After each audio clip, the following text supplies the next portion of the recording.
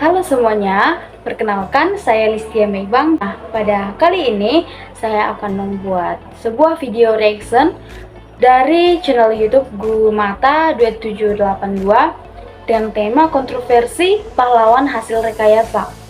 Nah, penasaran dong, pahlawan hasil rekayasa ini maksudnya gimana sih? Yuk langsung aja kita lihat videonya. Bermula di tahun 1970-an, ketika itu Guru Besar Universitas Indonesia Profesor Dr. Harsja W. Bahtiar mengkritik pengkultusan R.A. Kartini sebagai pahlawan nasional Indonesia.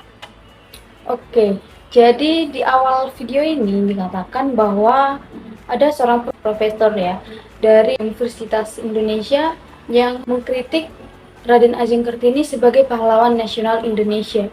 Dalam buku Satu Abad Kartini, tahun 1879, kita mengambil alih Kartini sebagai lambang emansipasi wanita di Indonesia dari orang-orang Belanda. Nah, jadi katanya dari tulisan yang dibuat oleh Profesor Harsja ini, bahwa kita itu mengangkat pahlawan perempuan nasional ini, yaitu Raden Ajeng Kartini itu berdasarkan dari campur tangan Belanda. Harsja juga menggugat dengan halus, kenapa harus Kartini yang dijadikan sebagai simbol kemajuan wanita Indonesia. Ia menunjuk dua sosok wanita yang hebat dalam sejarah Indonesia.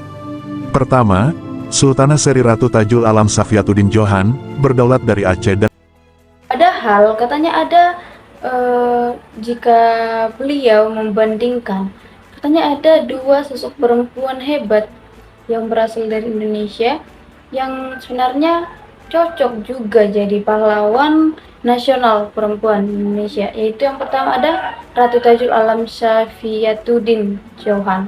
yang kedua, Siti Aisyah Witenrio dari Sulawesi Selatan.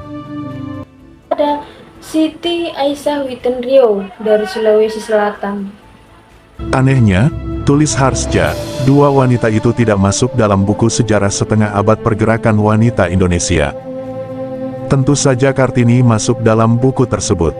Padahal, papar Harsja, kehebatan Menurut Harsja ini, heran, dua wanita ini tidak dimasukkan ke dalam setengah abad perjuangan pergerakan wanita Indonesia. Nah, disitulah titik keanehan yang dirasakan oleh Profesor Harsja ini. Padahal Ratu Safiatuddin ini merupakan seorang yang perempuan yang sangat pintar dan aktif dalam mengembangkan ilmu pengetahuan, begitu juga dengan Siti Aisyah yang dari Sulawesi Selatan. penelusuran Profesor Dr. Harsja Wardana Bahtiar terhadap penokohan Kartini akhirnya menemukan kenyataan bahwa Kartini memang dipilih oleh orang Belanda untuk ditampilkan ke depan sebagai pendekar kemajuan wanita pribumi di Indonesia. Jadi menurut Profesor Dr. Harsja ini, Raden Ajeng Kartini memang benar ditampilkan oleh Belanda sebagai pendekar gitu kemajuan wanita pribumi di Indonesia. Mula-mula Kartini bergaul dengan asisten residen Oving suami istri adalah Christiaan Snoek Hurgronje, penasehat pemerintah Hindia Belanda, yang mendorong Jacques Hendrik Abendanon, Direktur Departemen Pendidikan Agama dan Kerajinan, agar memberikan perhatian pada Kartini tiga bersaudara.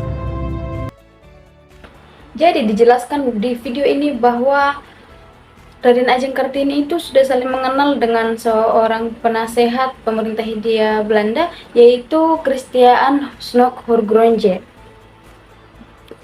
Nah, beliau ini mendorong